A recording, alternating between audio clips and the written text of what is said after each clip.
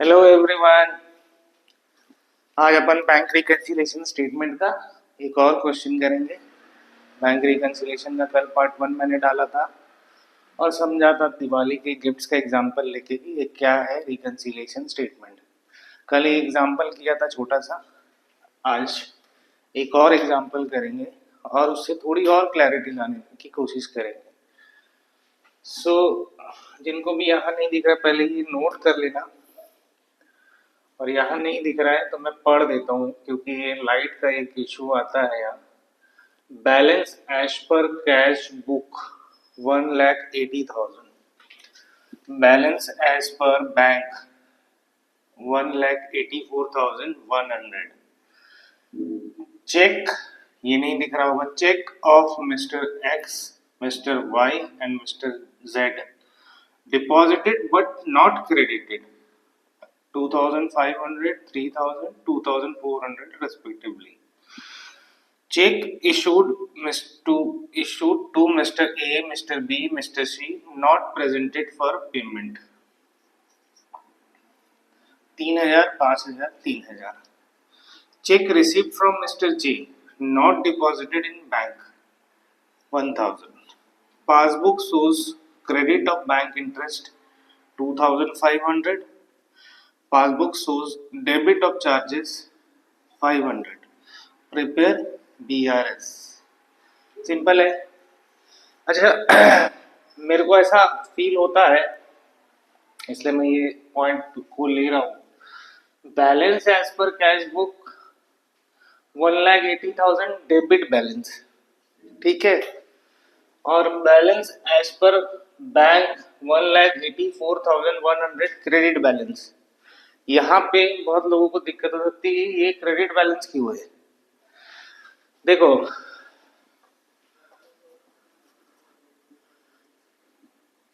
Bank में हमारे पैसे है ना,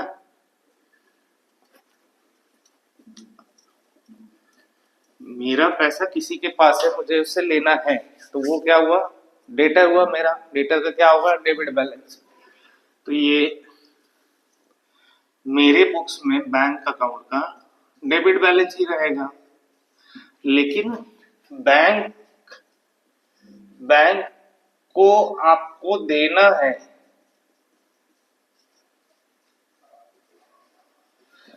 अगर मैं बैंक की तरफ खड़ा हूं तो आपका खाता मेरे पास है, आपके पैसे मेरे पास है, मेरे को आपको देना है, इसीलिए उनका बैलेंस क्रेडिट ही रहेगा, उनके बुक्स में क्रेडिट ही दिखेगा कि XYZ को देना है।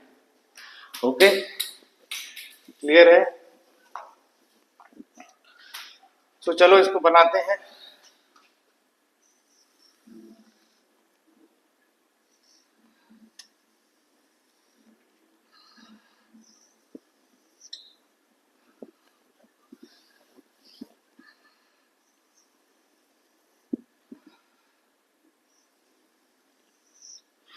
सबसे पहले लिखते हैं,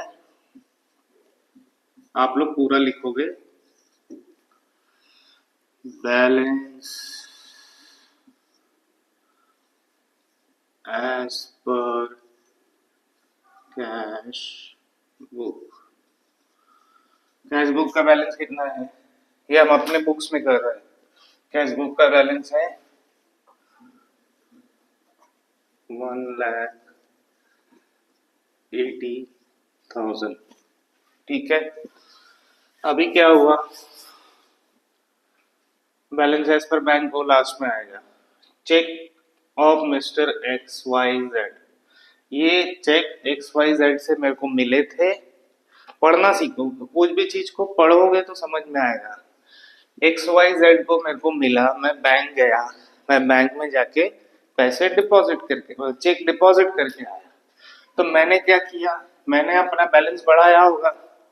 अगर मेरे पास सपोज ये 1,80,000 में ही जोड़ते हैं तो 3 2 5 2 7,500 रुपए, मतलब 1,72,500 रुपए मेरे पास होंगे। मैंने 7,500 रुपए जाके चेक जमा करके आया तो 1,80,000 रुपए हो गए, ये मेरे हिसाब से। बट ये चेक क्लियर नहीं हुए हैं आज की डेट तक, जब मैं बैंक रिकंसिलिएशन स्टेटमेंट बना रहा हूँ, इसीलिए बैंक के पासबुक में एंट्री नहीं आ रही और मेरा डिफरेंस आ रहा। तो मैंने क्या किया, मैंने अपना बैलेंस को बढ़ा रखा है, उसको मेरे को घटाना होगा। तो यहाँ पे लिखते हैं लेस में cheques deposited but not cleared X Y Z. कितना है, 2500, 3000 और 2400। कितना होता है, 7900 रुपए।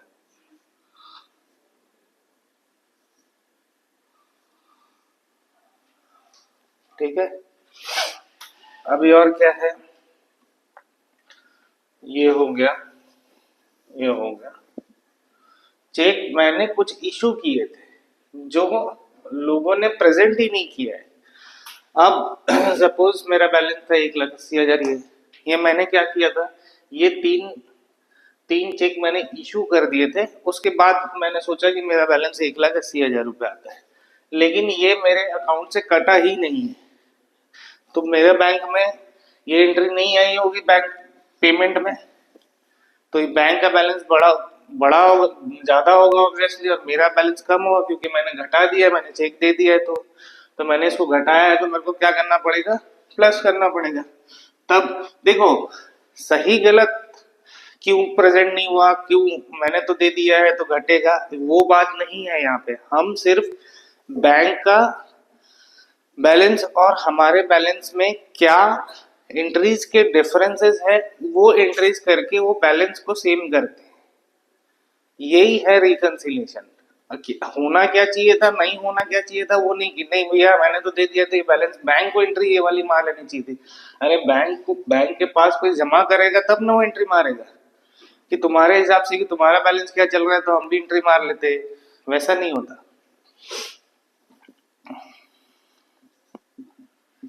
Add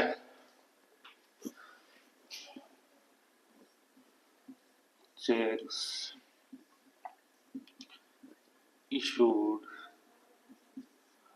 but not presented। क्या गया है, ए बी सी, 3,000, 5,000 और 3,000,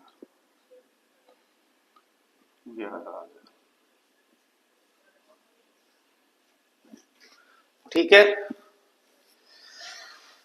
अब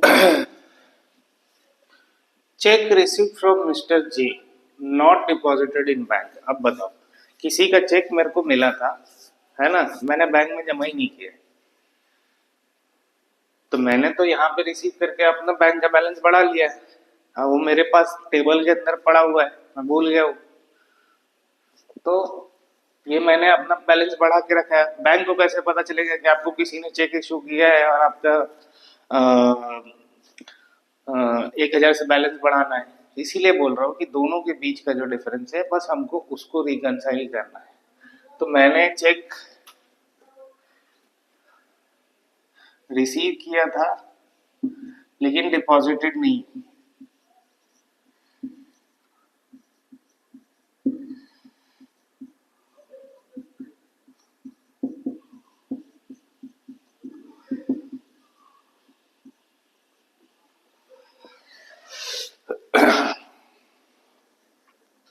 अब देखो, passbook shows credit to bank interest 2,500 रुपए। अब बैंक ने 2,500 रुपीज का हमको इंटरेस्ट दिया, जो हमको पता ही नहीं है कि वो इंटरेस्ट कब आया क्या आया।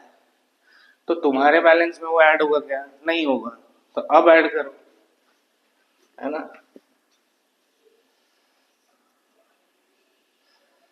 Bank interest received 2500। अब उन्होंने एक बैंक चार्जेस भी लगाया है जो आपको नहीं पता था।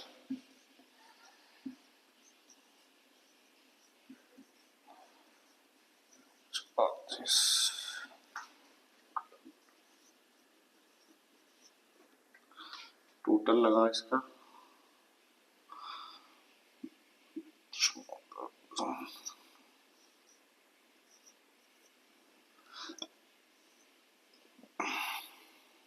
ये 9400 को आप यहाँ लिखोगे माइनस में, ये 13500 ये प्लस करोगे।